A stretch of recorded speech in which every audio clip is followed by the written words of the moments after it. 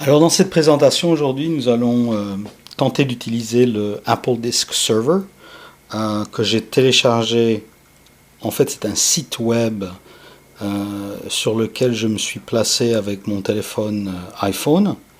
Donc vous pouvez vous positionner sur le site askiexpress.net et dans sa version mobile, vous obtiendrez cette page-ci où vous pouvez avoir quelques disquettes essentielles, une disquette de DOS 3.3, une disquette ProDOS, disquette ApplyCard, je ne sais pas trop ce que c'est, une disquette ADT Pro version 1.1.9 et également un client Game Server Client qui vous permettait par la suite d'accéder à tous les autres programmes du site. Alors vous pouvez voir, il y a toute une collection de jeux, en fait, des dizaines et des dizaines, si pas des centaines de jeux qui sont répertoriés ici auxquels vous avez accès. Alors, ce qu'Apple Disk on a Server nous permet de faire, c'est assez intéressant.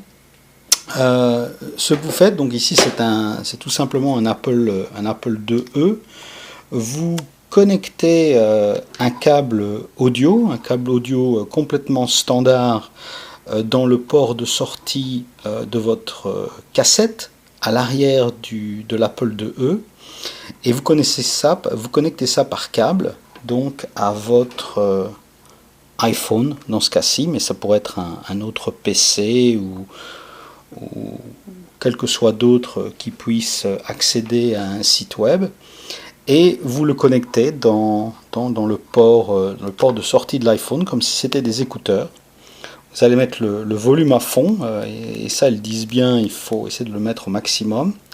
Et maintenant, votre iPhone est littéralement prêt à servir des fichiers audio à votre Apple II, qui lui va croire qu'il est connecté à un lecteur de cassette qui est en train de lui faire passer en fait tous ces programmes en format audio. Alors la manière dont ça marche, vous voyez qu'ici je suis donc sur l'Apple II, j'ai rien chargé du tout. En fait, je vais même faire un Ctrl Alt Reset, un redémarrage que je vais interrompre avec un Ctrl Reset, et donc j'arrive à ce curseur dans le bas inférieur gauche de l'écran. Alors la seule chose que je vais faire, je vais taper la commande Load et j'appuie sur Return. Et maintenant, je vais lui servir par exemple le Game Server Client. Donc je vais appuyer sur ce choix-là et automatiquement cela charge 4 fichiers audio. Alors les deux fichiers du haut comprennent un formatage automatique du disque et les deux fichiers du bas ne comprennent pas de formatage du disque. Alors ce que je vais faire, je vais insérer un disque vierge dans mon lecteur, dans mon premier lecteur. Voilà, chose qui est faite. Donc en fait, je viens d'insérer un disque vierge dans ce lecteur-ci. Ce disque-là va être formaté si tout se passe bien. Alors on revient maintenant à l'écran. Et comme je suis déjà en mode load et que l'Apple II attend dès lors que le fichier audio lui soit servi, on va cliquer sur le premier, le 8KFI. J'ai essayé le IFI, le deuxième, mais j'avais un message d'erreur. Donc en fait, je me suis reporté sur le 8KFI qui marche relativement bien. Alors je vais cliquer sur le play. Voilà, donc le play est en route. Et le load va réagir. Voilà, on a déjà entendu un petit bip. Et maintenant, les messages vont commencer à défiler. Voilà le premier message. Donc, chargement d'intradisque avec un temps d'attente estimé de 10 secondes. Et maintenant, c'est le formatage qui démarre. Donc, on avait pris le fichier audio avec formatage inclus. Et donc, le système maintenant commence à formater la disquette qui est dans le drive 1. Ici en bas à gauche. Voilà, le formatage est en cours.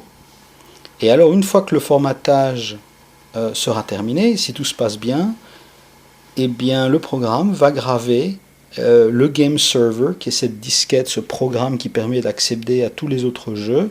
Et voilà, donc ici, il va passer par un cycle de chargement de données, comme vous voyez là, et qui sera suivi d'un cycle d'écriture. Donc chargement, écriture, et ainsi de suite jusqu'au moment où toutes les données sont écrites sur le floppy.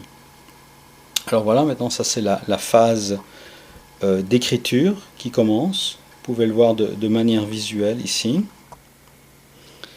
Maintenant on repart en mode de chargement de données. Voilà. Maintenant un mode certainement d'expansion, de préparation de données, suivi immédiatement de l'écriture des données sur la disquette. Encore une fois un cycle de chargement, d'expansion et d'écriture.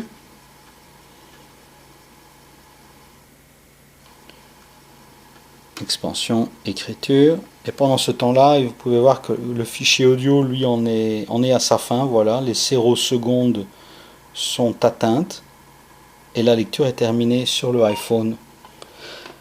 On reçoit alors un message comme quoi l'écriture a été faite et est terminée.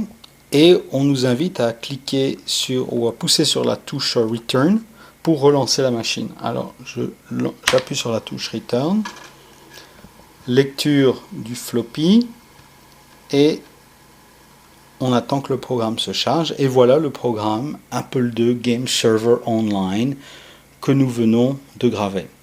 Alors ici, cette liste de programmes de Apple II Game Server Online nous donne accès à une très grande collection de jeux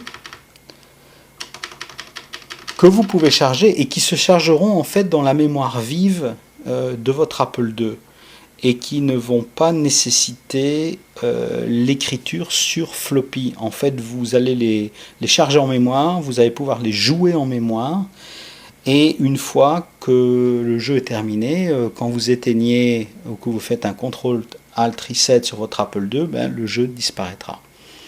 L'autre manière, c'est évidemment de retourner sur le site ASCIIExpress.net qu'on a vu tantôt.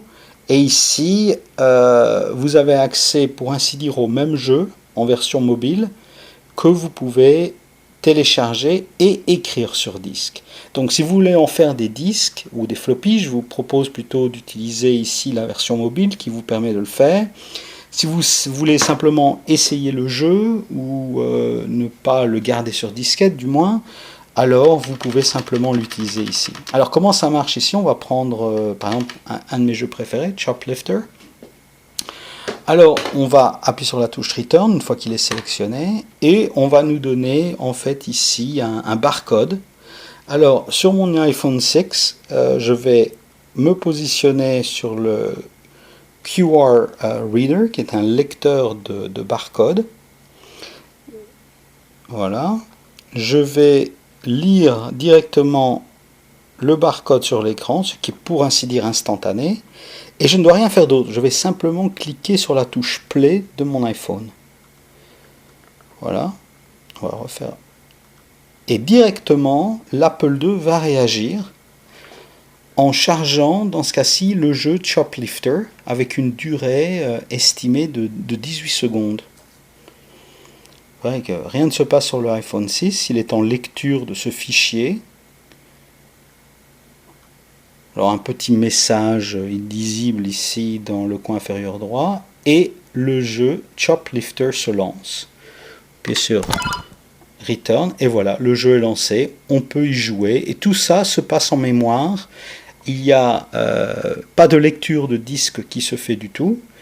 Et quand vous avez terminé, vous faites un CTRL-ALT-RESET, vous retournez à votre disquette Game Server que nous avons créé tantôt, et alors vous retournez tout simplement sur votre iPhone 6 ou tout autre iPhone ou tout autre téléphone qui a la capacité de se brancher sur Internet, et vous retournez simplement où les jeux se trouvaient.